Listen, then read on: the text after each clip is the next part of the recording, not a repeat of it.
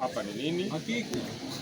Ingawaje ni mambo ya kusikitisha ndugu zangu, lakini furaha yangu kubwa ni kule kwamba tumeweza kukutana na nyinyi pamoja na wahusika hawa wa usalama na tumeweza kuwafikiana, kinyume cha lugha ambazo zilikuwa zikizungumzwa na ndugu zetu kuhusu nyinyi watu wa Mwali. Yote yalozungumzwa ndugu zangu, masala ya amani, masala ya umoja, nafikiri haya si mambo ya mtu kulazimishwa nayo, ni mambo ya ulazima katika maisha. Bila amani hakuna maisha, na tuna kila sababu ndugu zangu ya kuhakikisha kwamba tumependana na tumekuwa watu wamoja na tumekuwa kitu kimoja.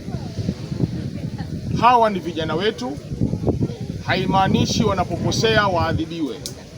Wanapokosewa, sisi kama wazee, sisi kama jamii tunahitaji kuwasaidia na kuwaelekeza,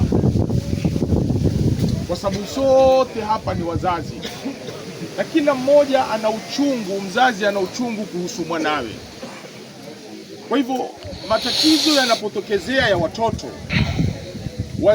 wazazi wale walio bora na jamii ile bora ni ile ambao inamuweka Mwenyezi Mungu mbele. Ndio pale tukaambiwa kullukum raun wa kullukum mas'ulun an ra'iyati. Ndugu zangu, sote ni wachunga na sote tutakwenda kuulizwa.